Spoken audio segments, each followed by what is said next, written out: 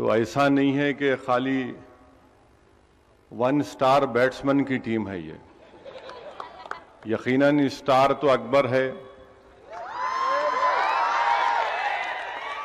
اب تھوڑا بہت ہم بھی کھیل لے رہے ادھر آزو بازو. پاشا قادری تو ماشاءاللہ آل راؤنڈر ہے. امتیاز جلیل صاحب مہاراشٹرا میں بیٹنگ اچھی کر رہے. وارث پٹھان آدمی ہے تو ہم ذرا روک روک کے چھوڑتے ہیں ان کو.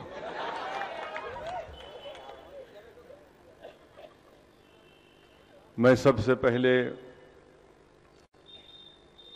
ان لوگوں کو مبارکباد دیتا ہوں عید کی، جنہوں نے شوال کے 6 روزوں کو مکمل کیا. اللہ کا شکر ہے کہ اللہ سبحانہ و تعالیٰ نے ان کو توفیق دی. اور کسی اللہ والے نے مجھ سے کہا تھا کہ یمن میں جو حضرموت کے حبائب ہیں، یمن میں جو حضرموت کے حبائب ہیں، وہ عید کے بعد فوراً 6 دن روزہ رہتے، عید الفطر کے بعد. اس کے بعد لوگوں کے گھر کو جا کر عید کی مبارکباد پیش کرتے. یہ یمن کے حضرموت کے حبائب کا طریقہ ہے. ہمارا طریقہ کیا ہے؟ کوئی مجھے ایک SMS یا کچھ بھیجائے، میرے کو سنائے شاید. اس میں بولنے والا بول رہا ہے کہ آپ تمام کو اطلاع دی جاتی ہے کہ مساجد سے مسلمان لاپتہ ہیں، اور اس میں یہ بھی کہا گیا کہ حرکت الشیطان جو ہے وہ حرکت میں آ گیا ہے، اور اس کے چیف حضرت ابلیس ہیں. تو مسلمانوں کو اطلاع دی جاتی ہے کہ حرکت شیطان سے بچیے اور اپنے مسجدوں کو دوبارہ آئیے. تو ایسا نہیں ہے کہ رمضان ہو گیا اور آپ خاموش بھول گئے اپنی مسجد کو. یاد رکھو، مساجد کو وہی لوگ آباد رکھتے جو اللہ پر اور آخرت پر کامل یقین رکھتے، اور جو اللہ کے سوا کسی سے نہیں ڈرتے. تو میرے عزیز دوستو، بزرگوں، مسجدوں کو جاؤ. ہم صرف رمضان کی حد تک مسجدوں کو آباد کرنے والے نہیں ہیں، ہم سال کے 12 مہینے اپنے مساجد کو آباد کرنے والے ہیں. عزیزان ملت، آپ اور ہم آج یہاں پر اس لیے جمع ہوئے ہیں کہ ایک عظیم قائد کو خراج عقیدت پیش کرنے کے لیے، جس نے اپنی ساری زندگی بے لوث طریقے سے، بے نفس ہو کر، پورے اخلاص کے ساتھ صرف اور صرف اللہ سبحانہ و تعالیٰ کی خوشنودی کے لیے بے زبان عوام کی، مظلوم عوام کی خدمت کی، ان غریب محتاجوں کی آواز بنی، مظلوموں کے ظلم کے خلاف ایوان اسمبلی میں اور ایوان پارلیمنٹ میں ان کی جذبات کی ترجمانی کی. اور نہ صرف یہ، بلکہ مرحوم قائد سالار ملت نے غریب مسلمانوں کے لیے تعلیم کے میدان میں جو خدمت انجام دی، وہ ایک عظیم ریکارڈ ہے. اور کوئی ہندوستان کی سیاسی پارٹی اس طرح کا ریکارڈ پیش نہیں کر سکتی تعلیم کے میدان میں. سالار ملت نے دارالسلام میں ITI کو قائم کیا. اس وقت کے چیف منسٹر جلنگم وینگل راؤ تھے. دارالسلام میں ITI بنا. ITI کے بعد این ٹی راما راؤ اقتدار پر آئے تو این ٹی راما راؤ کی پارٹی میں پھوٹ ہوئی. ناڈیلا بھاسکر راؤ چیف منسٹر بنے. مجلس سے کہا کہ ہماری تائید کریے. سالار نے کہا تائید کریں گے مگر ہمارے شرائط ہیں۔ ناڈیلا بھاسکر راؤ نے کہا کہ کیا چاہیے آپ کو؟ سالار ملت نے کہا مجھے کاغذ کا ٹکڑا چاہیے۔ ناڈیلا بھاسکر راؤ نے کہا ایک کاغذ کا ٹکڑا کہیں کیوں لیتے صلاح الدین صاحب، بیگاں بھر کے کاغذ دیتا ہوں آپ کو۔ تو سالار نے کہا وہ بیگ بھرے ہوئے کاغذ نہیں چاہیے میرے کو ایک کاغذ کے ٹکڑے پر اس بات کی اجازت دے دو، ہندوستان کی دستور کی دفعہ 30 کے تحت مسلمانوں کے لیے انجینئرنگ اور میڈیکل کالج کھولنے کی مجھے اجازت دے دو۔ جو لوگ گواہ تھے اس گفتگو کے ناڈیلا بھاسکر راؤ سے، وہ خود تعجب کر رہے تھے کہ ایک سنہرا موقع آپ کے سامنے آیا اور سالار ایک کاغذ لینا چاہتے ہیں، وہ بیگ بھر کے کاغذ دینا چاہتا مگر مرحوم قائد نے کہا ایک کاغذ دو۔ ناڈیلا بھاسکر راؤ نے کہا وہ بھی دیتا ہوں یہ بھی لے لو۔ سالار نے کہا نہیں، ایک ہی کاغذ چاہیے۔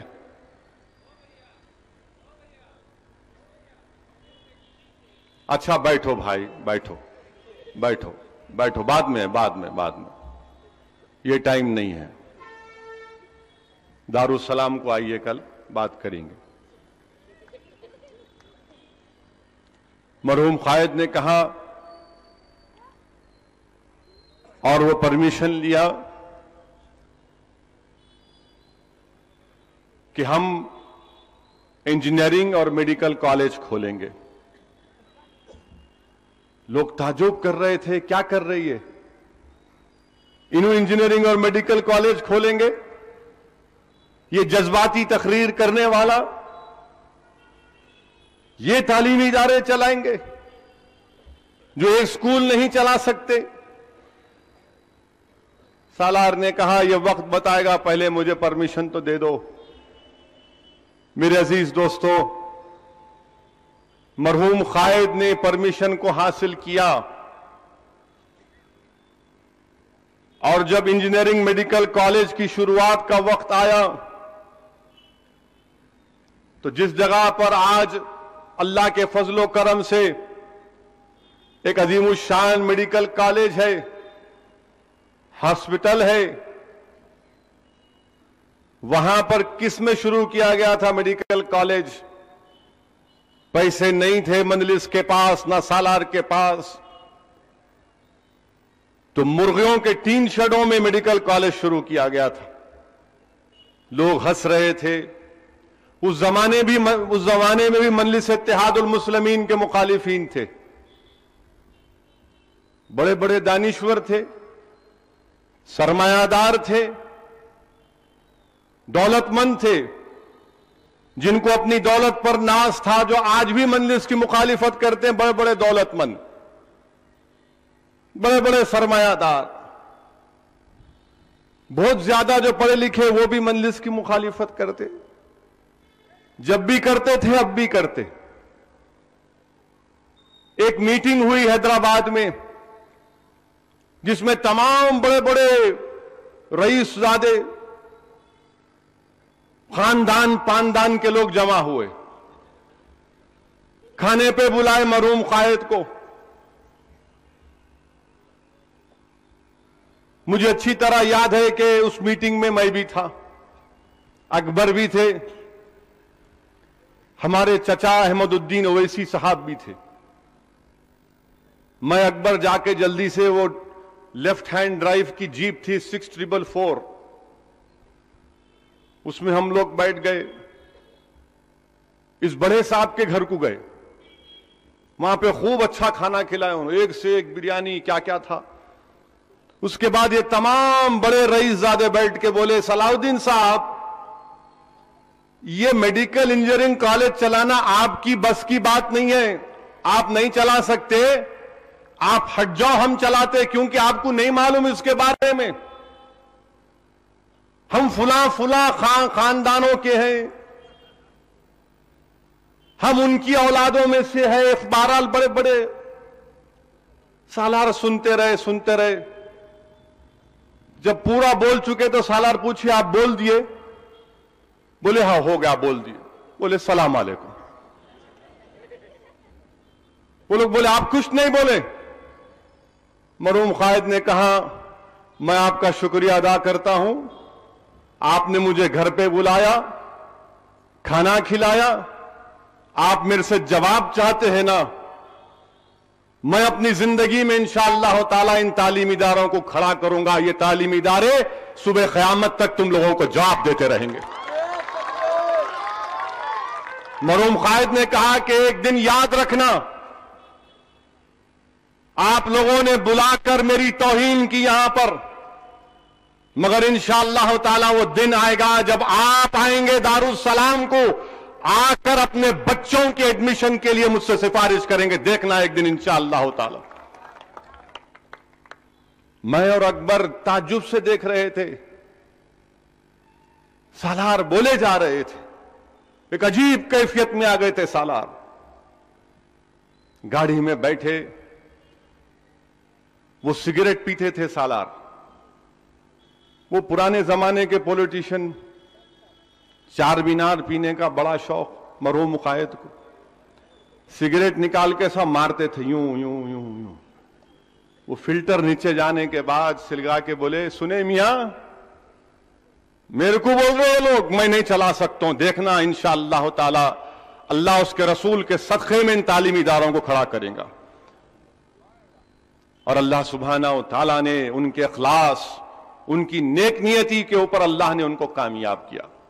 اور یقیناً وہ دن بھی آیا میرے عزیز دوستوں، میں تکبر اور غرور کی بات نہیں کر رہا ہوں، جو لوگ سوال کر رہے تھے کہ کیسا بنائیں گے، کیسا چلائیں گے، مرحوم قائد کے سامنے دارالسلام میں وہ لوگ بھی آئے تھے، اور سالار ملت نے کہا کہ یاد رکھو اس جماعت کو مضبوط کرنے والوں میں بڑے بڑے اولیاء اللہ کا ہاتھ ہے، اس جماعت کو مضبوط کرنے میں غریبوں کا ہاتھ ہے، اس جماعت کو مضبوط کرنے میں لوگوں نے اپنا خون پسینہ بہایا، اس جماعت کو ٹھہرانے کے لیے نوجوانوں نے اپنی جان اور مال کی قربانی دی، اس جماعت کی ترقی کے لیے کامیابی میں ٹھہر ٹھہر کر ہماری ماں اور بہنوں نے اپنی انگلیوں کو سڑا دیا گرمی میں ٹھہر ٹھہر کر، بکا رہ رہ کر، اور سالار نے کہا یہ جماعت ضرور کامیاب ہوتی ہے۔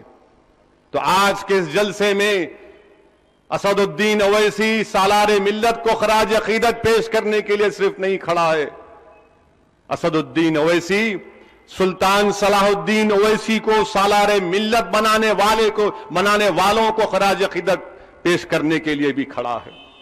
میں سلام کرتا ہوں سرزمین دکن کے ان غریب مسلمانوں کو جن کو ہمارے مخالفین کہتے تھے کہ رکشے والوں کی جماعت ہے، میں سلام کرتا ہوں رکشے والوں کو، اور اگر اللہ دکھائے گا عشر کے میدان میں تو یقیناً وہ رکشے والے اللہ ان کو عزت سے نوازے گا عشر کے میدان میں، جنہوں نے نامصائب حالات میں مجلس اتحاد المسلمین کا ساتھ دیا۔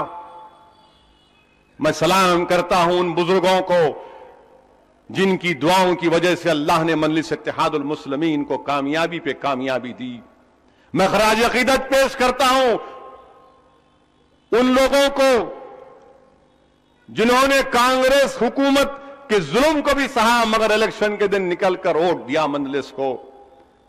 آج کے اس خلوت میدان میں مجھے مہاجرین کیمپ کی ہمارے حنیف صاحب کی والدہ کا بھی قصہ یاد آتا ہے کہ جس نے موجودہ اس وقت کے سٹنگ چیف منسٹر کے خلاف سالار ملت کا ہاتھ پکڑ کر انتخابی مہم میں حصہ لیا۔ میں سلام کرتا ہوں اس مرحوم اماں کو، میں سلام کرتا ہوں، خراج عقیدت پیش کرتا ہوں مجلس اتحاد المسلمین کے عظیم سپاہیوں کو، ان عظیم بزرگوں کو جنہوں نے سالار ملت کے ساتھ کھندے سے کھندا ملا کر اس جماعت کو مضبوط کیا،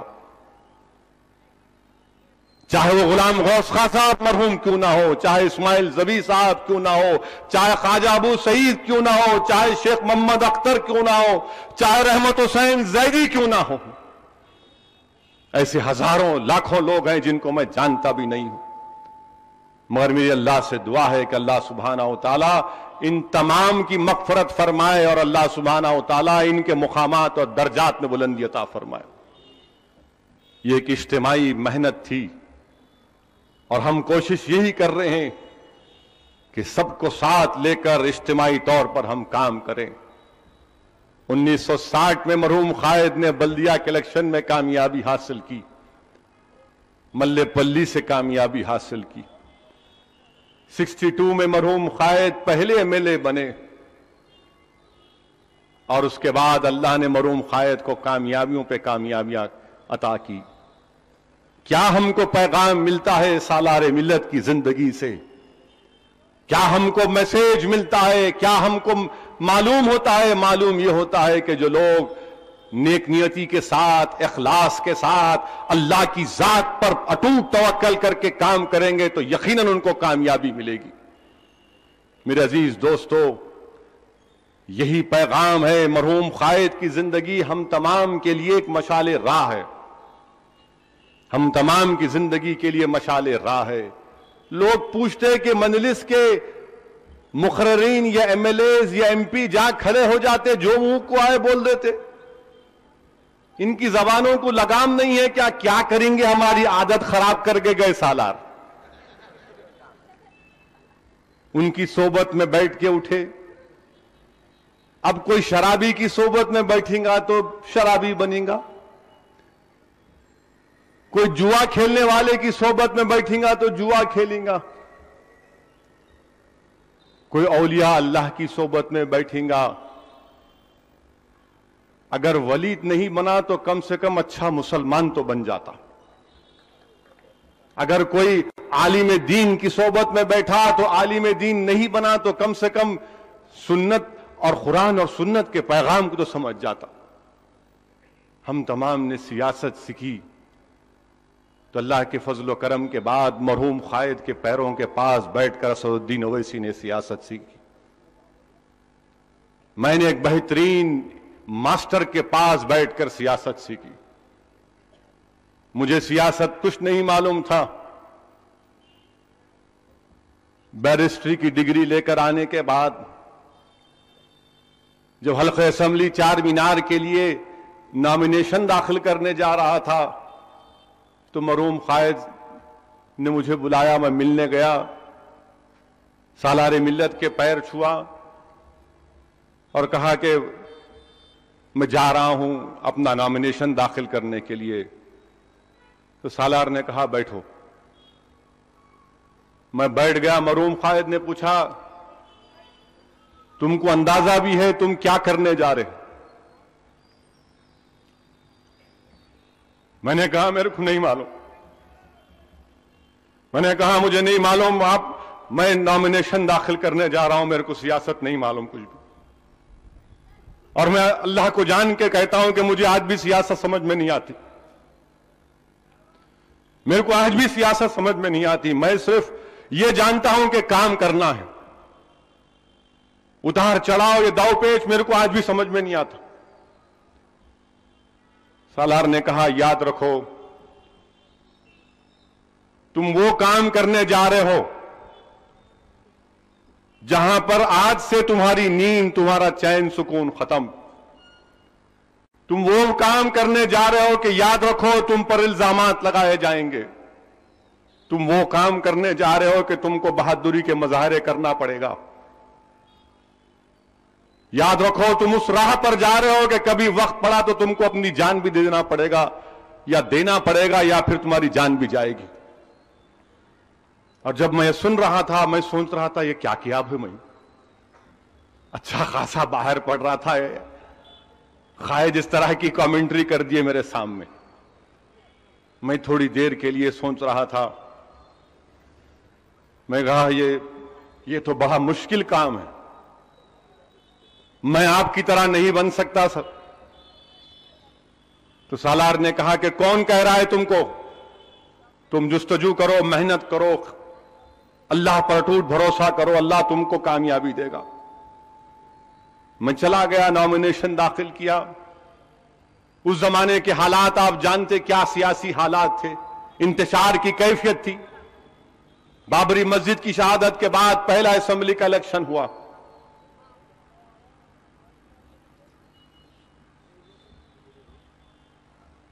میں اکیلا ایم ایل اے بنا اور جب میں سٹی کالج میں کاؤنٹنگ ہو رہی تھی، ہمارے ساتھ ہمارے غفار میاں تھے، سابقہ رکن بلدیہ جلال کوچے کے ہمارے سید صاحب، مرحوم سید صاحب.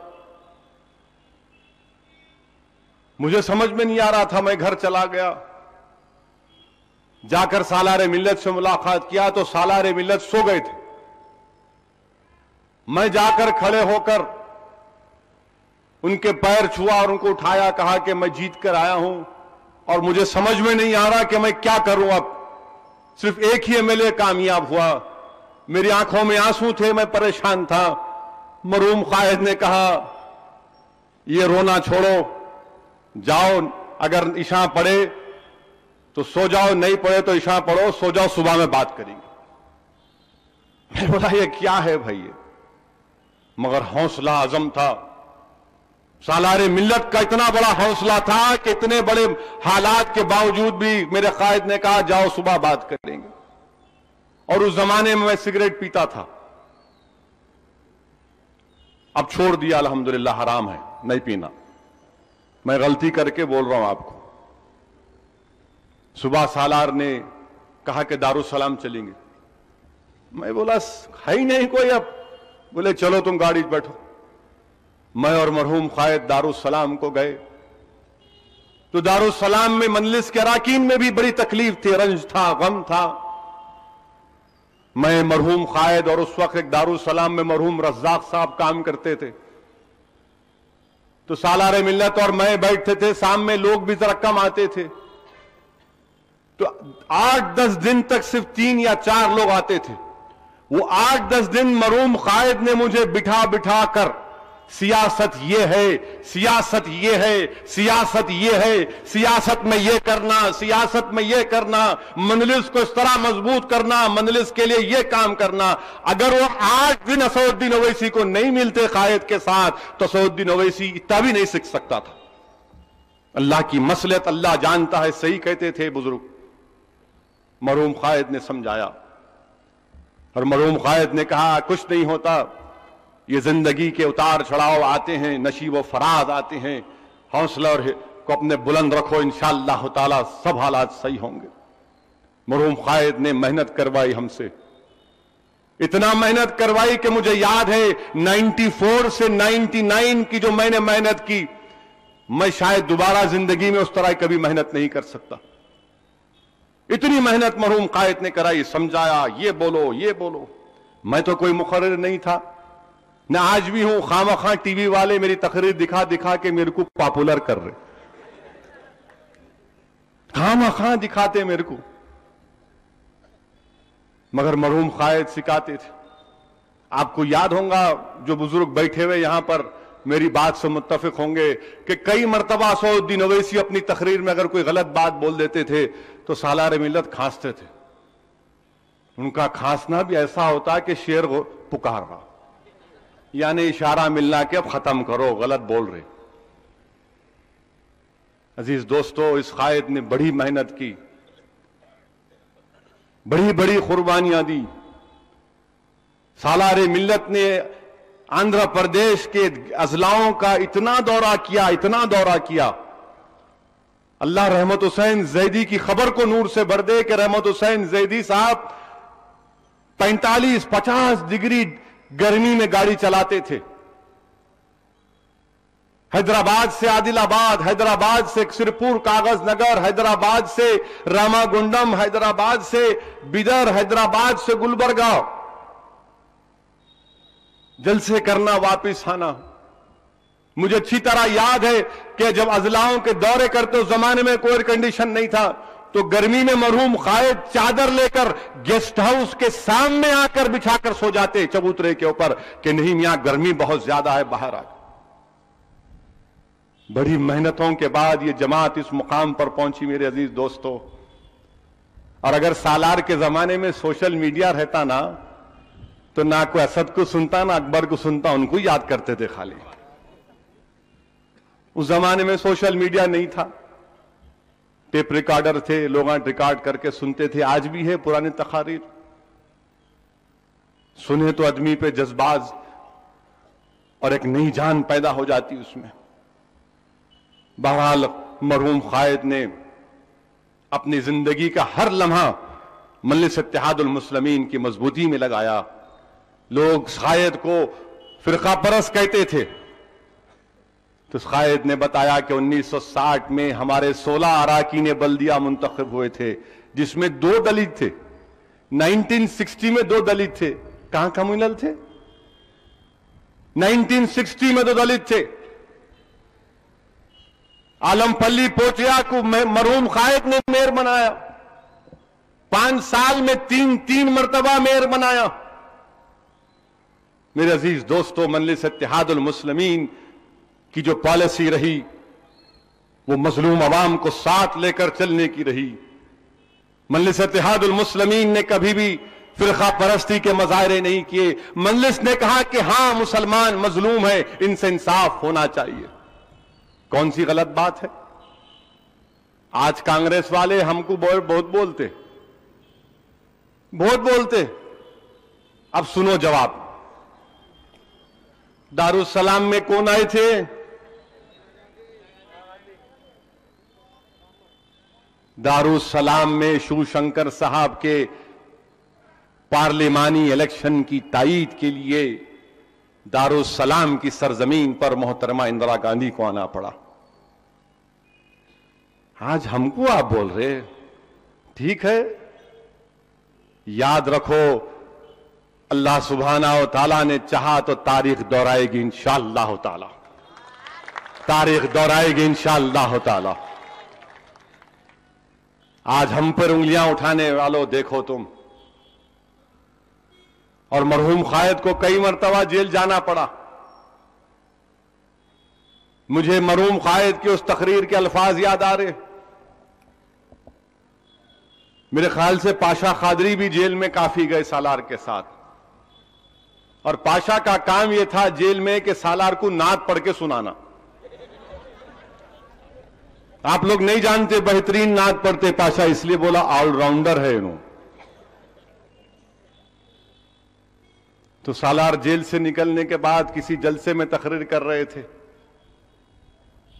तो बोले अभी अभी जेल से आया, इनके दामाद थे हम फुला के, अभी जेल से आया मैं।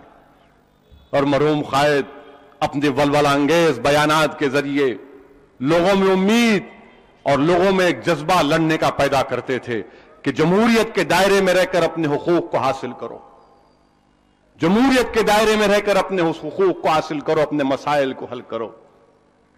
मेरे अजीज दोस्तों, असदुद्दीन ओवैसी कभी सालार मिल्लत नहीं बन सकता। सरजमीन दखन का कोई भी आदमी सालार नहीं बन सकता। एक ही सालार होता है, उसके बाद कोई नहीं बन सकता। हां, उनके रास्ते पर चलकर उनको बेहतरीन खराज अकीदत पेश कर सकते हम। मगर कोई ये कहेगा कि नहीं मैं अब मॉडर्न डे सालार हूं, तो मेरे भाई आसमान है वो, और तुम कचरे के ढेर पे कंकर असदुद्दीन ओवैसी है जो कचरे के ढेर पर है। बहुत आगे जाना है, बहुत मेहनत करना है, और इसीलिए अल्लाह सुब्हानहू व तआला ने उनको रमजान के मुबारक महीने में ताख रात में अपने पास बुलाया। मरहूम कायद रमजान के महीने में इस दुनिया को छोड़कर गए, और मासूम मुरादाबादी ने अपने मजमून में सालार मिल्लत के ऊपर लिखते हुए एक शेर लिखा था, तुम्हें कहता है मुर्दा कौन, तुम जिंदों के जिंदा हो। यकीनन सालार मिल्लत जिंदा है अपने इन खिदमात के जरिए। ये ओवैसी हॉस्पिटल, असरा hospital, medical engineering, MBA, MCA, Darussalam bank के तमाम मरहूम कायद के खिदमात हैं, ये सालार मिल्लत ने किया। जब मरहूम कायद पर इल्जामात लगे तो सालार मिल्लत यकीनन थोड़ा गमगीन थे, तकलीफ में थे, मगर सालार ने कहा कि इंशाअल्लाह ताला तमाम ये बादल छटेंगे, इंशाअल्लाह ताला अल्लाह हक को सामने रखेगा। और दुनिया ने देखा, बल्कि उन जालिमों ने मजबूर भी किया मरहूम कायद को अपने सर पर कुरान रखकर कसम खाने के लिए, मगर दुनिया ने देख लिया, जिन्होंने झूठे इल्जाम लगाए अल्लाह ने उनको जलील और रुस्वा किया। अब तक जलील और रुस्वा हो रहे अल्हम्दुलिल्लाह। میرے عزیز دوستو، مرحوم قائد کی خدمات کو ہم کبھی نہیں بھول سکتے، اور ان کو بہترین خراج عقیدت پیش کرنے کا طریقہ یہ ہے کہ ہم جدوجہد جاری رکھیں، کسی حکومت کے ظلم سے نہ ڈریں، حق کے راستے کو نہ چھوڑیں، دشمن کی طاقت کو دیکھ کر مروب نہ ہو جائیں، بلکہ مقابلے کے لیے تیار رہیں، کیونکہ کامیابی دینے والا اللہ ہے۔ ہم وہ آقا کی امت ہیں جو طاقت یا قوت کے بلبوتے پر نہیں بلکہ اللہ کی قدرت پر کامیاب ہوتے ہیں، اللہ کی قدرت کے ذریعے کامیاب ہوتے ہیں، اور اللہ ہم کو کامیاب کرے گا ضرور۔ آج بھی یقیناً مسلمانوں میں تعلیمی پسماندگی کو دور کرنا ہے، آج بھی یقیناً نوجوانوں کے مسائل کو دور کرنا ہے، آج بھی دلتوں کو ہمارے ساتھ اور لینا ہے، ان کے ساتھ ہم کو آگے بڑھنا ہے، یہ کوشش ہم کو کرنا ہے۔ ایک عالم پلی پوچھیا پرکاش راؤ ستیہ نارائن نہیں، بلکہ ہزاروں کی تعداد میں عالم پلی پوچھیا، اور دلتوں کو ہم کو ساتھ لینا پڑے گا۔ یہ مستقبل کا ہمارے سامنے راستہ، اس راستے کو ہم پر چلنا ہے میرے عزیز دوستو، ڈرنے اور گھبرانے کی ضرورت نہیں ہے۔ اور اللہ کا اتنا بڑا کرم ہے کہ مجلس کے جلسوں میں کوئی پریس والے نہیں آتے تھے، کوئی پریس والے نہیں آتے تھے، مجلس کے جلسے ہوتے تھے تو لاکھوں سلام وہ پرانے عظیم لوگوں کو کہ ان کی محنت اور قربانیوں کے نتیجے میں اتنے بڑے بڑے جلسے ہو رہے۔ اتنا بڑا ڈائس بھی نہیں بنتا تھا، ایک تخت پر چاندنی کے 2 پارٹ بچھائے جاتے تھے، اور بیچارے مرحوم اسماعیل زبی صاحب اور ماما یاد آ رہے ہیں، ماما غلام غوث خان صاحب بیٹھتے تھے جلسے میں، تو پاشا کو یا پھر ہمارے جتنے پرانے مرحوم غوث صاحب کو بولتے تھے، سالار آنے سے پہلے ذرا ایک چائے منگا، ذرا ملئی ڈال کے لے کے 1-2 سگریٹ منگا لے۔ میرے عزیز دوستو، سوچو آپ تھوڑی دیر کے لیے کہ ایک چائے پی کر، آدھی پیالی چائے پی کر ان لوگوں نے 1 گھنٹہ 1.5 گھنٹہ تقریر کرتے تھے۔ اس زمانے میں کوئی ریکارڈنگ نہیں تھی، کوئی یوٹیوب نہیں تھا، کوئی ٹویٹر نہیں تھا، کوئی کیمرہ نہیں تھا۔ اللہ سلامت رکھے ان لوگوں کے کہ ان لوگوں کی محنت اور جستجو کی وجہ سے مجلس یہاں تک پہنچی ہے، مجلس یہاں تک پہنچی ہے۔ اب ہماری ذمہ داری ہے، اب نوجوانوں کی ذمہ داری ہے، بزرگوں کی ذمہ داری ہے، میری عزتدار ماں اور بہنوں کی دعاؤں کی ضرورت ہے کہ ہم اس کو اور آگے لے کے جائیں۔ اخبار والے نیوز ڈالتے ہی نہیں تھے، کوئی نہیں ڈالتا تھا نیوز، تو سالار نے کہا کہ یہ میرے جلسے میرا اخبار ہے، میری تقریر میری نیوز بنے گی انشاءاللہ تعالی۔ اور مرحوم قائد نے اپنے جلسوں کے ذریعے، لوگ آج بھی جانتے ہیں، بزرگ جانتے ہیں کہ اس زمانے میں جب الیکشن ہوتے تھے تو 10 بجے کی قید نہیں تھی وقت کی، تو سالار ملت رات میں 8 بجے سے صبح 3 بجے تک جلسے کرتے تھے۔ مجھے اچھی طرح یاد ہے مرحوم قائد کا پہلا پارلیمانی الیکشن کہ میں ایمبیسیڈر گاڑی میں سو جاتا تھا، تو سالار کبھی حافظ بابا نگر کو گئے تو وہاں پر لوگ 8-10 بیٹھے ہوئے تھے، جیسا مرحوم قائد کی گرجدار آواز شروع ہوتی کہ اعوذ باللہ من الشیطان الرجیم، پیروان امام مبین، تو ہزاروں کی تعداد میں لوگ نکل کے آتے تھے۔ مرحوم قائد کے اس الفاظ پر نہیں معلوم اللہ کا کیا کرم تھا، کیا کشش تھی اس آواز میں۔ لوگ بولتے کہ فخر ملت علیہ الرحمٰن نے مرحوم قائد کو حضرت عبداللہ شاہ صاحب رحمت اللہ علیہ کے پاس لے کر گئے تھے، اس وقت کے بڑے بڑے اولیاء اللہ کے پاس لے کر گئے تھے کہ میرے بچے کے لیے دعا کرنا۔ بزرگ کہتے کہ حضرت شاہ قاسم ابو الولائی کی دعا بھی مرحوم قائد کے ساتھ تھی۔ میرے عزیز دوستو، بزرگوں کی دعاؤں کی ضرورت ہے، اللہ والوں کی دعا کی بہت بڑی ضرورت ہے، وہی کامیاب اور کامران کرتی ہے۔ 3 بجے رات تک جلسے، آپ سوچئے ہم ایک تقریر کر کے 3 دن تک تکلیف محسوس کرتے۔ کل دن بھر صبح 9:30 بجے سے رات میں 10 بجے تک ٹی وی چینلوں میں پھرائے میرے کو۔ ارے میں بولا چھوڑ دے بھائی، ایک کے بعد ایک، ایک کے بعد ایک۔ ارے میرا حلق سوکھ گیا، بولے نہیں اب بولو آپ، بولو آپ، بولو آپ، یہ بولے تھے، یہ کہیں کو بولے، وہ نہیں بولنا تھا، ایسا بولنا تھا۔ بولا ٹھیک ہے بولتا ہوں۔ جب میں سوچ رہا تھا کہ مرحوم قائد ایک ایک دن میں 12 جلسے ایک ایک جگہ پر 1 گھنٹہ 40 منٹ کی تقاریر کرنا، میرے عزیز دوستو، جب تک انسان میں کمٹمنٹ نہیں ہے وہ کام نہیں کر سکتے۔ آج آپ دیکھیے کہ سالار کی محنت کا نتیجہ ہے، وہ بزرگوں کی محنت کا نتیجہ ہے کہ آج میرے کو چھٹی میں لکھ کے دیے زی نیوز بھی یہاں پر ہے، انڈیا ٹی وی کے سنجے تیواری بھی یہاں پر ہے، A B P, ANI، TV9، Sakshi بھی ہے کتے۔ Very good, I am lucky. پورے پورے آ گئے، سننے کو آئے شاید۔ اب کیا بولتے کینوں؟ اب چائے پلائے نہیں پلائے لوگوں کو؟ نہیں پلائے؟ ہاں ذرا پلاؤ، ذرا فریش کرنا ہے۔ پورے آ گئے، ویری گڈ۔ ہاں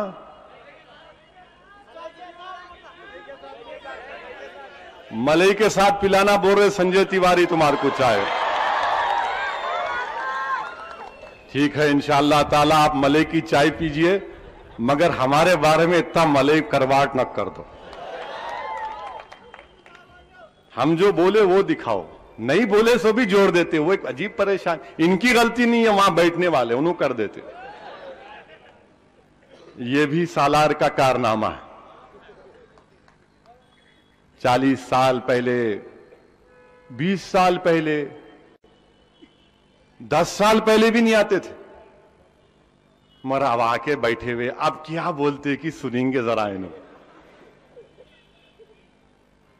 8 دن کی تقریر کل پرسوں یاد آئی، جمعۃ الوداع میں بولا تو ان کو جمعے کو یاد آیا۔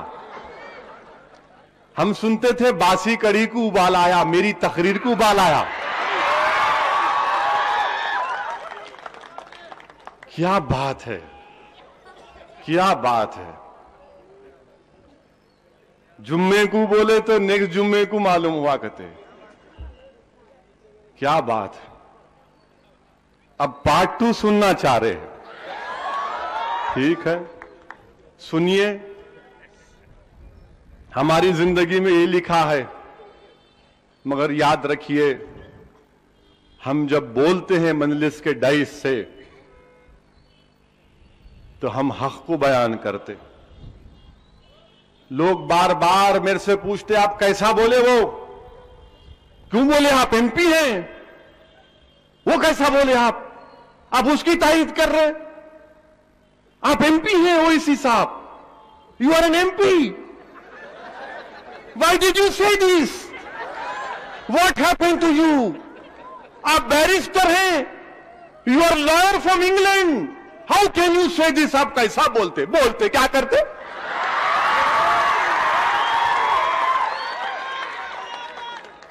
کیا پڑھے لکھے ہونا تو کیا گنگے ہو جانا؟ اس لیے سالار ہمارے کو MLA کا ٹکٹ دیے، اسی لیے سالار ہمارے کو بولے کام کرو۔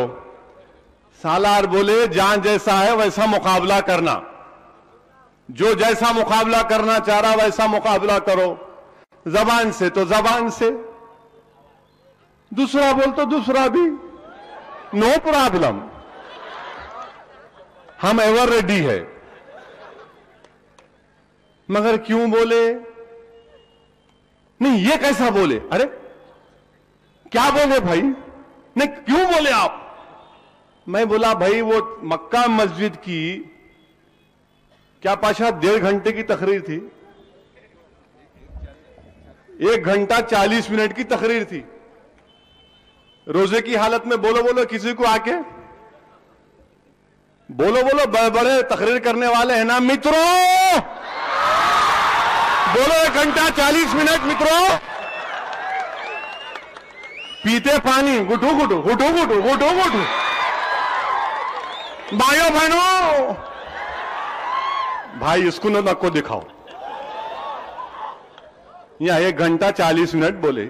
رمضان کی برکت ہے، وہ اسد الدین اویسی کا کچھ بھی نہیں ہے. مکہ مسجد کی مبارک سرزمین کی تاثیر ہے. کوئی سمجھنا بھی بھائی. اب میں جلسے کو آ رہا تھا تو ہمارے ایک جاوید صاحب میرے پاس آئے. آ کے بولے میں عمرہ کر کے آیا، یہ کھجور لایا اور یہ پانی ہے. میں زمزم ہے. نہیں اسد بھائی، زمزم نہیں ہے. یہ رسول اللہ صلی اللہ علیہ وسلم جب جنگ بدر سے واپس آ رہے تھے تو مقام بدر کے پاس ایک کنواں آج بھی ہے، ویران ہے وہ. وہاں پر صحابہ اکرام کو پانی کی ضرورت پڑی تو رسول اللہ صلی اللہ علیہ وسلم اس میں اپنا لعاب دہن ڈالے تو وہ پانی میں آپ کے لیے لایا. دے دو بھائی ذرا، اب ذرا جا کے بولنا ہے. آقا کا معاملہ ہے، دے دو. غلام ہے، غلاموں کا غلام ہے. مدینے کے اس آقا کے گلی کا اگر کتا بھی بن گیا تو بڑی عزت کی بات ہے میرے لیے. ملا دے دو بھائی، ایک آدھا گھٹ پی کے جاتا ہوں. معلوم ہوا ٹی وی والے آئے ہوئے ہیں. تو میرے عزیز دوستو، میں آپ کو اپنی اصل بات سنانے سے پہلے ایک واقعہ میرے سامنے یاد آ رہا ہے جو اورنگ آباد میں بھی اس واقعے کو دہرایا تھا. غور سے سنو اس واقعے کو، غور سے سننا، اور عقل مند کو اشارہ کافی ہے. بور تو نہیں ہو رہے نا؟ ٹھیک ہے. 12 ہی بجے کہتے ابھی، نو پرابلم.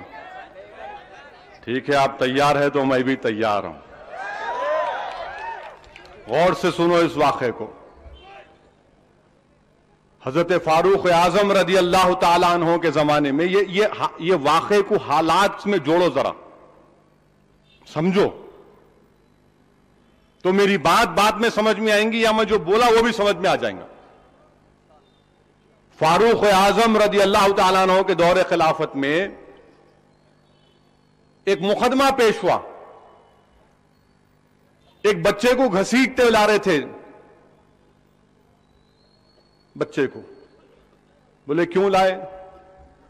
تو بولے اس نے ہمارے باپ کا قتل کر دیا. پوچھا گیا کیا کیا؟ تو اس نے کہا کہ میرے کھیت میں ایک اونٹ چر رہا تھا اور اونٹ بڑی تکلیف میں تھا، اس کا مالک اس کو بے انتہا مارا تو مجھے غصہ آیا، میں پتھر اٹھا کے اس کو مار دیا اور وہ آدمی وہاں ہلاک ہو گیا. تو بولے تم یہ جرم کیے؟ وہ بچہ بولا ہاں میں جرم کیا. خلیفہ سے بولے تو تیار ہو جاؤ قصاص کے لیے، جان کا بدلہ جان.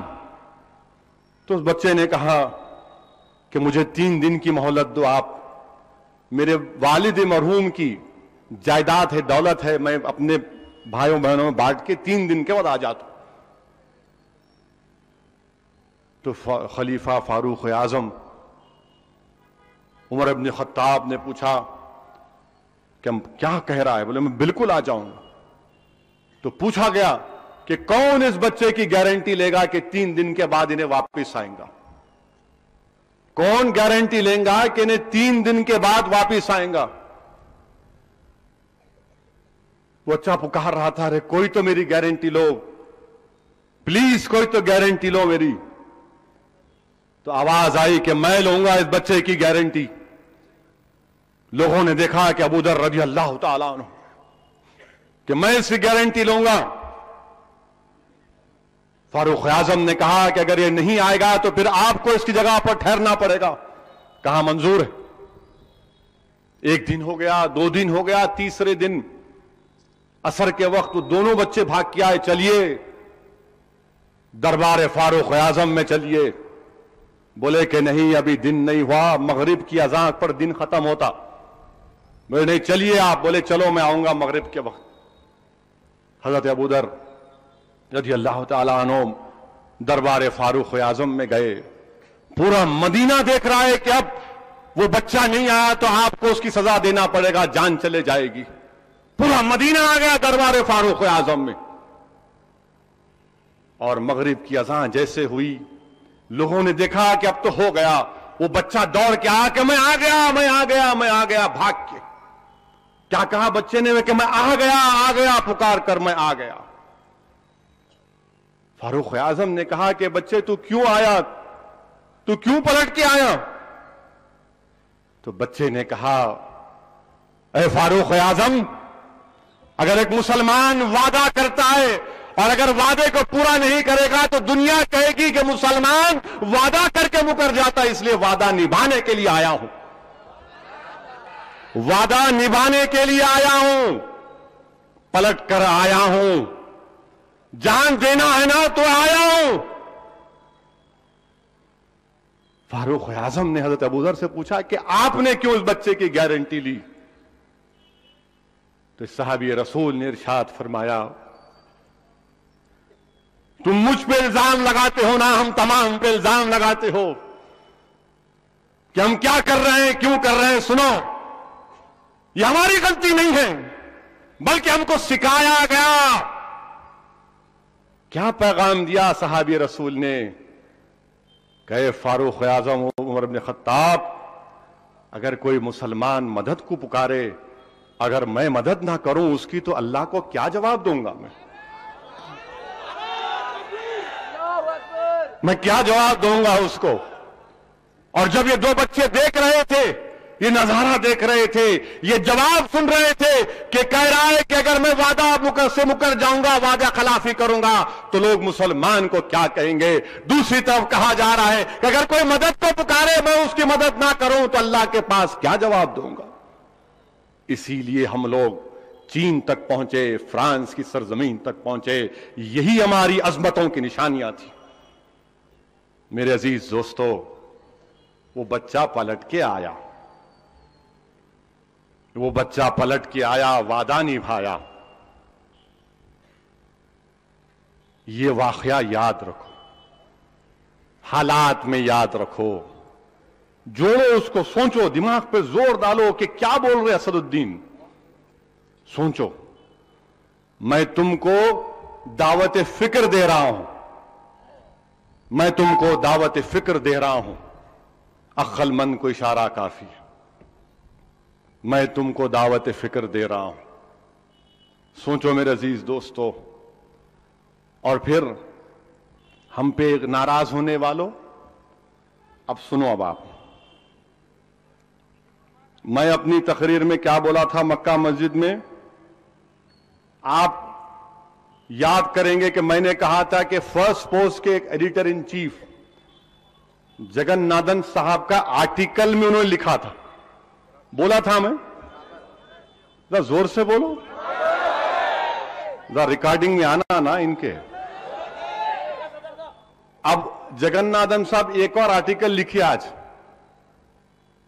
25 جولائی کو فرسٹ پوسٹ میں.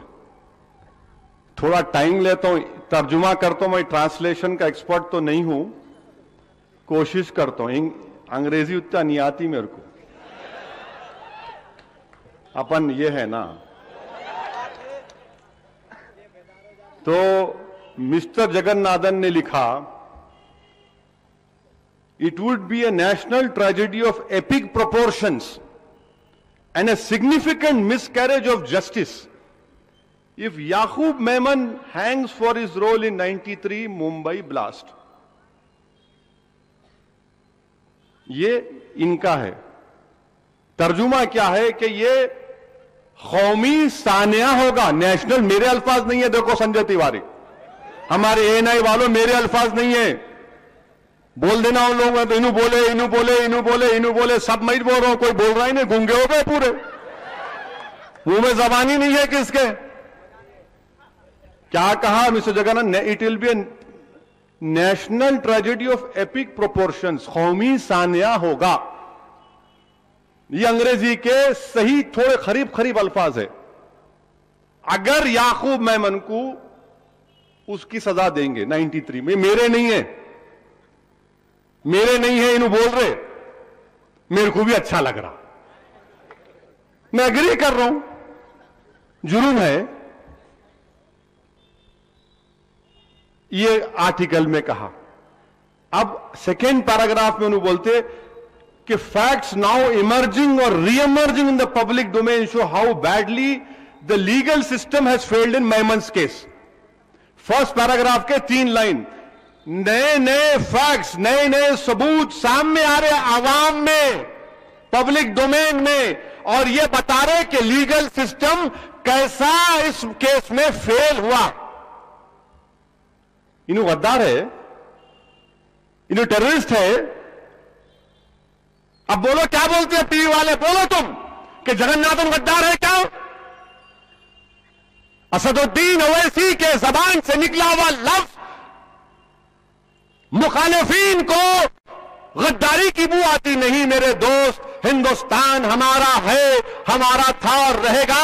ये हमारे बाप की सरजमीन है।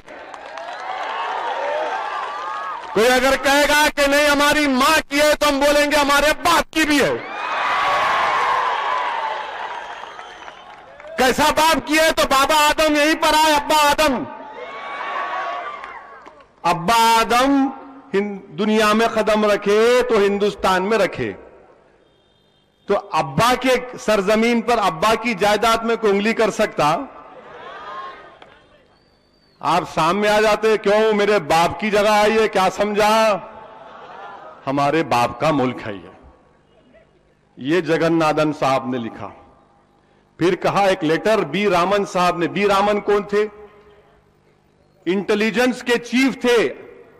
हिंदुस्तान की जो एक्सटर्नल एजेंसी रॉ है, RAW, research and analysis wing के पाकिस्तानी डेस्क के इंचार्ज थे रामन साहब मरहूम।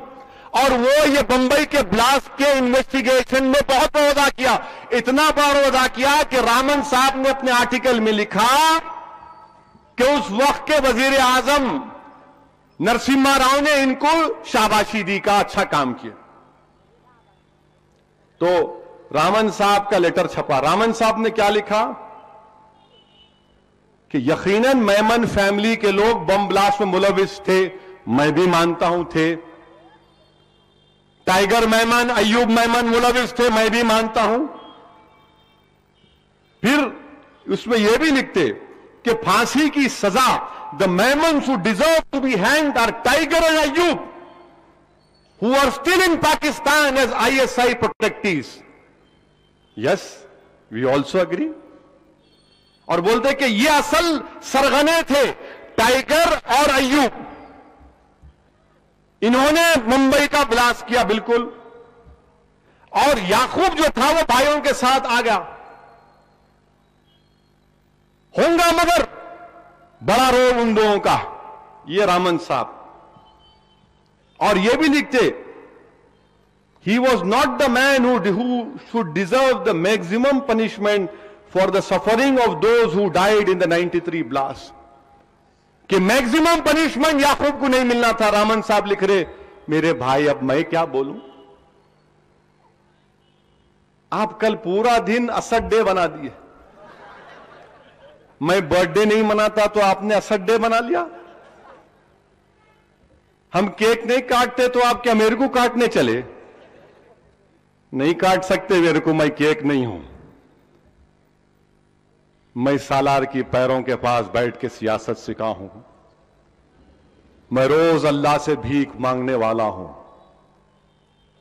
तो थोड़ा बहुत तो हेल्प आ जाती अपने को। ये रामन साहब। और उस आर्टिकल में एक मसीह रहमान का भी आर्टिकल आया। मसीह रहमान लिखते कि जो मेमन फैमिली वापिस आई, उनको सीबीआई मदद करी, उनको सीबीआई मदद करी। देखो तकरीर बोरिंग हो जा रही, मर जरा सुनो समझो। इन बोलेंगे ने क्या भाई इन हल्लू हल्लू बोल रहे, अकबर साहब के साथ फायरिंग नहीं कर रहे। बाज वक्त क्या होता था, टाक के मारना पड़ता। एक एक दो दो गोली लगना है। आप किसी को पानी का खतरा डालो, टिक टिक टिक टिक, तो पानी का खतरा जब गिरता ना, तो क्या करे अमेरिका में गंटानो बे में जॉर्ज बुश, वो शैतान जब पकड़ते थे लोगों को इराक में, तो उसको वाटर बोर्डिंग बोलते। वाटर बोर्डिंग, मुंह पे पट्टा लगा के ऊपर से पानी डालते। सोचो आप कितनी तकलीफ होती। मैं वो तो नहीं कर रहा हूं, हल्लू हल्लू अल्फाज बोल रहा हूं, हल्लू हल्लू। اب لوگ آپ اتر پردیش کے میری تقریر سن کے پوچھیں گے ہلو ہلو کیا ہے؟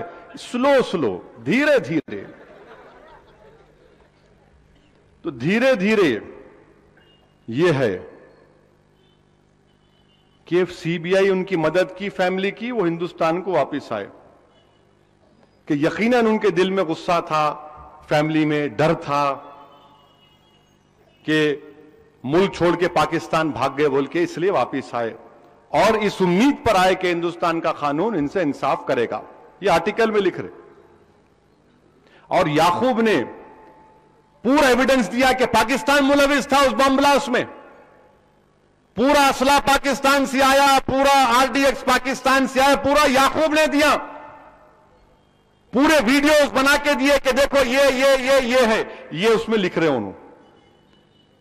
اور وہ جو اخبار کے ایڈیٹر رپورٹر مسیح رحمان یہاں تک لکھتے کہ جب ٹائیگر میمن کے والد کو معلوم ہوا کہ ان کا بیٹا بم بلاسٹ کیا، پاکستان کی مدد کیا، تو والد نے اپنے بیٹے کو پیٹا، مارا خوب کہ تو نے کیسا معصوم لوگوں کی جان لی، کیسا تو پاکستان کا شکار ہو گیا. یہ آرٹیکل میں لکھا ہوا ہے. اور پھر یہ بھی لکھتے ان آرٹیکل میں کہ اگر یہ ہوگا تو یہ ہم اس حرکت سے صرف آئی ایس آئی کو خوش کریں گے. یہ جگنادھم صاحب کا آرٹیکل ہے. اب بتائیے، یاد رکھو ہمارے ساتھ ہمارے ہندو بھائی بھی ہیں جو ناانصاف کا مطالبہ کر رہے ہیں، ہمارے ساتھ ہمارے دلت بھائی بھی ہیں. یہ لڑائی ہم کو سب کو ساتھ مل کر لڑنی چاہیے انصاف کی. اگر کوئی مخالف مجلس کو یا میرے سے دشمنی جس کو اگر یہ کہے گا کہ تم خالی اس کی بات کر رہے، میں تم سے وعدہ کر رہا ہوں خدا کی قسم، اگر کوئی رامنو سے بھی ناانصافی ہوگی تو صفی الدین اویسی لڑے گا اکیلا اس کے لیے انشاءاللہ تعالی. میں فرق نہیں کروں گا. انصاف اگر کرنا ہے تو اللہ ہم سے کہہ رہا ہے کہ انصاف کرو. اللہ دنیا سے فرما رہا ہے، مسلمانوں سے نہیں فرما رہا کہ انصاف کرو. یہ انصاف کرنا ہے میرے عزیز دوستو، مذہب کو دیکھ کر نہیں، انصاف کرنا ہے. انصاف ہونا ضروری ہے. اور پھر جگناتھ صاحب غیر ضروری کے میرے کو پریشان کر دیے. جگناتھ صاحب کیا لکھے کہ یہ بڑا ثانیہ ہوگا اگر خالی ایک سیاستدان، وہ بھی مسلم سیاستدان، اسد الدین اویسی ایم آئی ایم کا، اگر وہ اس کی تائید کرے گا تو بڑا ثانیہ ہوگا. تمام سیکولر پارٹیاں کیوں خاموش بیٹھی ہوئی؟ یہ جگناتھ صاحب کا ہے. یہ جگناتھ صاحب لکھ رہے ہیں. اب کیا یہ ان کے اوپر بلائیں گے ٹی وی چینل پہ ان کو؟ کل ان کو بلانا، میں نہیں آنے والا ہوں. اب میں نہیں آتا، بہت ہو گیا. کل 8 گھنٹے 9.5 گھنٹے یہاں سے زی ٹی وی کے پرساد بوسکر بول رہے وہاں چلے جاؤ، سنجے تیواری بول رہے وہاں جاؤ، آج تک کون نے بول رہا ہوں وہاں پہنچ جاؤ. میں بولا کیا تو بھی ہے کہ ٹینس کا بال ہوں یہاں سے وہاں، وہاں سے وہاں جانے کو؟ بھوکا صبح سے لے کے رات تک. نماز ہم پڑھ رہے ٹی وی اسٹوڈیو میں. ملا چلو اچھا ہے ٹی وی اسٹوڈیو میں نماز پڑھ رہے اپن. ہیڈ لائن اسٹوڈیو کے ٹی وی اسٹوڈیو میں بولا مغرب پڑھنا ہے میرے کو. بولے پڑھیے. میں اللہ اکبر. ملا چلو آپ کی سرزمین اچھی ہو گئی. کیا کریں گے؟ میں بولا تھوڑا پانی تو پلا دو. مگر میرے عزیز دوستو یہ ہو رہا ہے. اب فیصلہ آپ کر لیجئے، فیصلہ حکومت کو کرنا ہے. ہم عدالت کے فیصلے کو مانتے میرے بھائی، کیوں نہیں مانیں گے عدالت کے فیصلے کو؟ مگر ہم کیا بول رہے؟ ہم یہ بول رہے، پھر سے دوہرا رہا ہوں، ٹی وی والوں کی بینیفٹ کے لیے دوہرا رہا ہوں، کلیئرٹی کے لیے. میں کیا کہہ رہا ہوں؟ کیا یہ بات جھوٹ ہے کہ پنجاب کے موجودہ چیف منسٹر سردار پرکاش سنگھ بادل صاحب اس وقت کے صدر جمہوریہ محترمہ پرتیبھا پاٹل کے پاس جا کر سنگھ کے قاتل کے لیے لینینسی کی اپیل کرے نہیں کرے؟ کیوں کرے اگر وہ قاتل ہے؟ سٹنگ چیف منسٹر کو مارا ہو بین سنگھ کو، مگر سٹنگ چیف منسٹر اب کا جا کے صدر جمہوریہ سے کہتا ہے کہ بین سنگھ کے قاتل کو معاف کر دو، راجونا کو معاف کر دو۔ وہ اینٹی نیشنل نہیں ہے، اسد الدین اویسی اینٹی نیشنل ہے۔ اچھا، انہوں دودھ کے دھلے ہوئے ہیں۔ یاد رکھو یہ تمہارا انصاف صحیح نہیں ہے۔ سٹنگ چیف منسٹر کو مار دیے، آپ مدد کر رہے۔ تامل ناڈو کی موجودہ چیف منسٹر کے پاس ہندو اخبار کی تصویر اٹھا کر دیکھو کہ ایک راجیو گاندھی کا قاتل ہے، ان کی ماں موجودہ چیف منسٹر سے نمستے کر کے بولی میرے بچے کو بچا لو۔ اگر اس جگہ پر اسد الدین کی فوٹو ہوتی تو مجھے گولی مار دیتا کوئی اب تک، کہ کیسا تم تائید کرو اس کی۔ یہ تمہارا انصاف غلط ہے، تم قاتلوں کی تائید کرو گے، تم دہشت گردوں کی جا کر تائید کرو گے۔ میں صرف یہ کہہ رہا ہوں انصاف کرو تو تم مجھے کٹہرے میں کھڑا کر دیتے۔ اور یاد رکھو یہ میری آواز نہیں ہے، ہندوستان کے انصاف پسند ہندو بھائیوں کی آواز ہے، یہ ہندوستان کے انصاف پسند دلت بھائیوں کی آواز ہے، یہ ہندوستان کے انصاف پسند مسلمانوں کی آواز ہے۔ انصاف کرو۔ اگر وہ کرے تو آل رائٹ، ہم کرے تو not good. What is this? This is not good. آپ کریں گے تو بہت اچھا، ہم کریں گے تو ناٹ گڈ۔ کیسا کرے؟ You are an M P ہو بھائی، اب بھی معلوم ہے میرے کو ایم پی ہو بول کے، آپ ووٹ نہیں ڈالے ایسے ہی بن گیا میں۔ آپ اتنے پڑھے لکھے، ملا ہو اب بھی معلوم ہوا میں، میرے کو بیرسٹر کی ڈگری ہے، بھول گیا تھا میں، غفلا ہوں، بھول گیا تھا، آپ یاد دلائے تو یاد آ گیا میرے کو، تھینک یو۔ آپ اتنا اچھا بولتے ہو، پر آجی سکھا، اب تک ہجے کر رہا تھا میں۔ کیا بات ہے، کیا مذاق ہو رہا ہے، یہ ٹھیک نہیں ہے۔ یقیناً ہم کورٹ کے فیصلے کو مانیں گے۔ کیوں نہیں مانتے کورٹ کے فیصلے کو؟ نہیں مانتے، مانے نا۔ اس لیے بولے بابری مسجد کا فیصلہ سپریم کورٹ جو کریں گی قبول ہے، بولے نہیں بولے ہم لوگ، بولے ہم کورٹ کے فیصلے کو کیوں نہیں مانیں گے؟ مگر سیاسی جماعتیں جو ناٹک کر رہی ہیں، پولیٹیکل پارٹیاں، یہ ناٹک ہو رہا ہے۔ بی جے پی والے بول رہے اسد الدین اویسی اینٹی نیشنل ہے، تو میں تم کو چیلنج کر رہا ہوں بی جے پی والوں، تم بین سنگھ کے قاتل کو پھانسی پہ لٹکاؤ پھر۔ اگر میں جھوٹ بول رہا ہوں تو تم کو چیلنج کر رہا ہوں، تم پنجاب میں بی جے پی کے ساتھ پاور میں ہو یا نہیں ہو، تم ٹیررزم کی زیرو پالیسی تمہارے پاس اگر ہے تو پروف کرو اس کو۔ ہاں میں تمہارے لیے خراب ہوں، مانتا ہوں، دنیا کا سب سے خطرناک بدترین گناہگار میں ہوں، تم سب سے اچھے ہو نا، تو کر دو پھر۔ نہیں کریں گے۔ کانگریس والے ہم پہ بھی بول رہے، کانگریس کے ایک لیڈر کشمیر کے، نام نہیں لیتا، بڑے آدمی ہے بہت، چڑ جائیں گے انہوں بولے دیکھو وہ اسی کمیونلزم کرتے، یہ بھید بھاؤ کی پالیٹکس کرتے، کیا ہے ان کا؟ آپ الیکشن ہارے میری وجہ سے، بی جے پی جیتی وہاں پہ میری وجہ سے۔ بھائی صاحب بی جے پی کا غصہ بی جے پی بھی نکالو، ہمارا طرف کئی کو آ رہے، کدھر آ رہے آپ؟ نہیں انہوں کرے تو کیا آپ مدد کیوں نہیں کرتے؟ انصاف کا کم سے کم مطالبہ کرو۔ نہیں بولیں گے ووٹ بینک ہے نا، ووٹ بینک ہے، ووٹ بینک نہیں بولتے، بولیں گے تو ناراض ہو جائیں گے لوگ، ووٹ بینک ہے۔ میرے کو آج تک کے ٹی وی چینل پر ایک بی جے پی کے لیڈر نے کہا کہ آپ مہاراشٹرا میں کامیابی کے لیے کر رہے، میلا سنو، مہاراشٹرا کی پوری مجلس کو قربان کر دوں گا میں انصاف کے لیے، مجھے مہاراشٹرا میں مجلس نہیں چاہیے، مجھے ہندوستان میں مجلس کی ضرورت نہیں ہے اگر تم انصاف کر دو گے۔ انصاف کرو، کون روک رہا؟ ہم کو مہاراشٹر سے کیا مطلب؟ جب ہم نے کہہ دیا ابا کا ملک ہے تو مہاراشٹر کیا ہے؟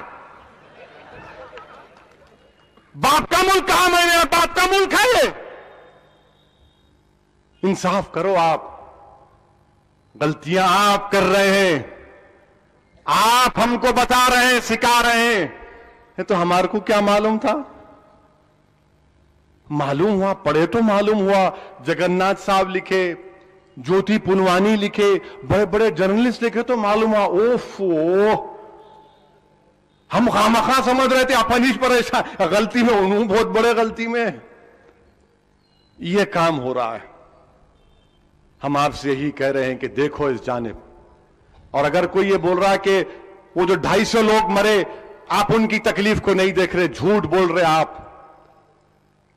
میرا تعلق اس دین سے ہے، اور فخر کے ساتھ کہتا ہوں کہ میرا تعلق اس دین سے ہے جس نے ساری دنیا کو پیغام دیا کہ ایک معصوم انسان کو مارنا سارے انسانیت کو مارنے کے برابر ہے۔ جب میں اس دین کو ماننے والا کیسے ان لوگوں کے مرنے پر ان کی شہادت کو بھول جاؤں گا؟ مجھے یاد ہے 250 لوگوں کی شہادت، اس میں مسلمان بھی مرے بم بلاسٹ میں۔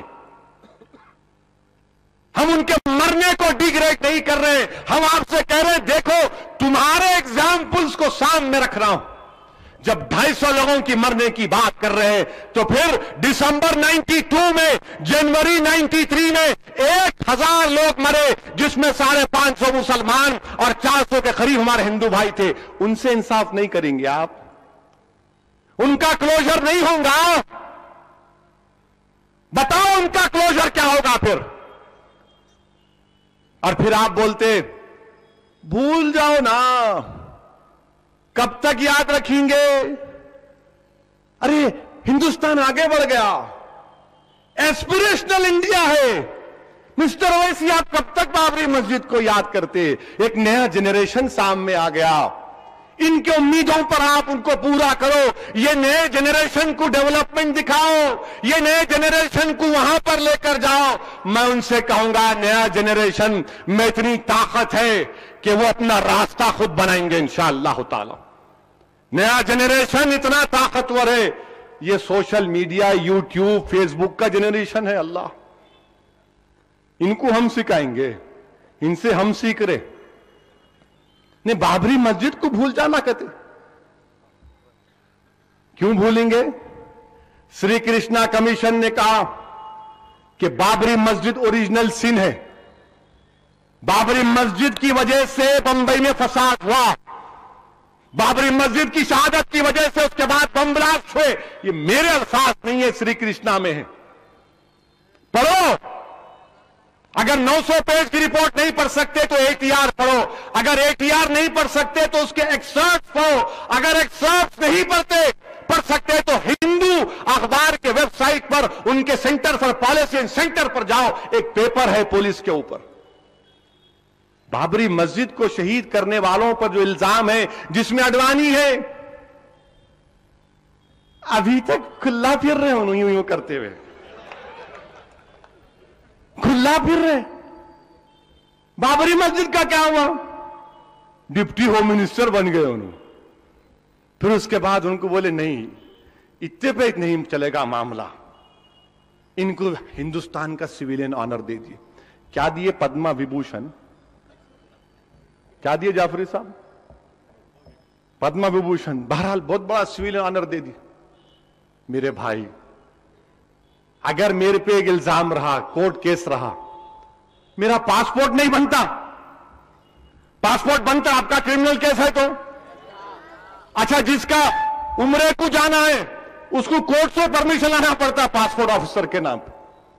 ہم عمرے کو نہیں جا سکتے، ہمارا پاسپورٹ نہیں بن سکتا، مگر اڈوانی صاحب کو سویلین آنر مل سکتا۔ واہ رے تمہارا انصاف، واہ رے تمہارا انصاف، سبحان اللہ، واہ کیا انصاف ہے آپ کا کہ ہمارا پاسپورٹ نہیں بن سکتا، کسی ہندوستانی کا پاسپورٹ نہیں بن سکتا اگر کرمنل کیس ہے، مگر آپ اگر بابری مسجد کے ایکیوز ہیں تو آپ کو آنر مل سکتا۔ یہی بول رہے ہیں نا آپ، یہی تو کہہ رہے ہیں آپ अरे केस चलाते 1992 6 दिसंबर को बाबरी मस्जिद शहीद हुई, 2002 चला गया, 2015 में आ गए, अब 23 साल कब तक होगा भाई? ये मुकदमे जल्दी खत्म कर दिया, आप बम ब्लास्ट के खत्म हो गए, अच्छा हुआ, केस चला पूरा। मगर ये चल रहा, अभी देखेंगे, कल देखेंगे, परसों देखेंगे, ये हैदराबाद का परसों होगा, परसों बात करेंगे बोलते ना अपन, वो परसों आता ही नहीं, फिर चल रहा किस्सा। ये बताइए इंसाफ है क्या? ये इंसाफ नहीं हो सकता। और फिर माया कोडनानी, बाबू बजरंगी, 92 लोगों के कत्ल के इल्जाम में ट्रायल कोर्ट, गुजरात की ट्रायल कोर्ट ने कहा कि बाबू बजरंगी और साबिका मिनिस्टर माया कोडनानी को लाइफ की सजा देंगे। तो प्रोसिक्यूशन ने कहा कि हम फांसी की सजा का मुतालबा करना चाह रहे। तो उस वक्त के चीफ मिनिस्टर मिस्टर मोदी ने कहा अब जो मिस्टर प्राइम मिनिस्टर अपील मत करो, लाइफ पे रहने दो। 92 लोगों को मारे तो क्या फांसी नहीं मिलना? कब मिलना फिर फांसी? फिर कब मिलना? अपील नहीं करते आप। बताओ ये कितने आपके नाइंसाफियों के कहानियों को रखूंगा। मुझे आज किसी ने कहा कि दिल्ली के सड़कों पर सिखों को मारने वाला एक शख्स, जिसके ऊपर कोर्ट ने कहा इसको 4 मरतबा फांसी देना, बाद में उसको लाइफ में कम्यूट कर दिया गया। क्या गुजरती होगी उन सिखों के ऊपर, जिनके दिल्ली के रोडों पर जिनके खून से होली खेली गई होगी, उसे क्या महसूस करते होंगे? बताइए आप, ये इंसाफ है आपका? जब हम ये बातें करते हो बोलते क्यों बोलते हो तुम सब बातें? ये दूसरा नहीं है तुम्हारे को, खाली हिंदू मुस्लिम, खाली हिंदू मुस्लिम, खाली हिंदू मुस्लिम। अरे मेरे भाई, बाबरी मस्जिद हिंदू मुसलमान, ये मुसलमान का इशू नहीं है, ये इंसाफ का मसला है। बाबरी मस्जिद इंसाफ का मसला है। माया कोडनानी, बाबू बजरंगी को फांसी मिलना इंसाफ का मसला है। दिल्ली के सड़कों पर सिखों को मारने वालों को फांसी पे लटकाना इंसाफ का मसला है। ये सिखों का या हिंदुओं का या मुसलमानों का, ईसाइयों का मसला नहीं है, ये इंसाफ का मसला है। बताओ मैं क्या गुनाह कर रहा हूं? नहीं, तुम्हारी जबान कड़वी, तुम ऐसा बोलते तो सुनो, मैं कोई गाने वाला नहीं हूं, गा के तुम्हारे कान खुश करूंगा। मैं कोई नजीज एक्टर नहीं हूं कि एक्टिंग करके 100 करोड़ कमा लूंगा। अरे मैं इंसाफ की बात कर रहा हूं, मैं इंसाफ की बात कर रहा हूं। इंसाफ करो, इंसाफ करो, इंसाफ करो। मैं किसी दहशतगर्द की तारीफ नहीं कर रहा हूं। जिन्होंने बंबई में बम ब्लास्ट किया, मैं उनकी तारीफ नहीं कर रहा हूं, मैं उनकी तारीफ नहीं कर रहा हूं, ना हम कर सकते। किसी को अख्तियार नहीं है किसी की जान लेने का, कोई जान नहीं ले सकता किसी की। मगर यहां इंसाफ नहीं कर रहे आप, इसीलिए हम कह रहे हैं इंसाफ करो। मेरे अजीज दोस्तों, कोर्ट का क्या फैसला आएगा हम नहीं जानते।